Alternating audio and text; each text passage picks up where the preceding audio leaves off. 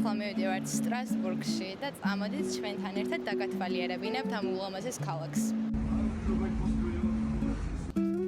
საკმაოდ დიდი ხნით ჩავედი გერმანიაში და არ მინდოდა რომ მხოლოდ ერთ ქალაქში გავჩერებულიყავი ფრანკფურტში, ამიტომ ბევრი ვიფიქრე თუ სად უნდა გადავსულიყავით და საბოლოოდ გადავწყვიტეთ ეს ულამაზესი ქალაქი სტრასბურგი, რომელიც დაახლოებით 2 საათის გზაზე არის ფრანკფურტიდან.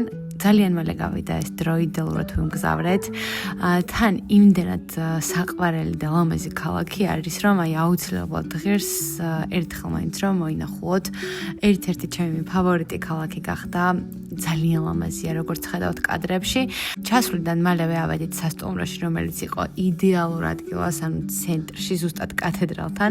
ძალიან საყვარელი და კუსკუსა სასტუმრო არის, თუმცა ერთი რამ, რაც ძალიან არ მომწონს, არის ის, რომ კონდიციონერის კულტურა არ აქვს ამ ქვეყანაში და არა მარტო ამ ქვეყანაში.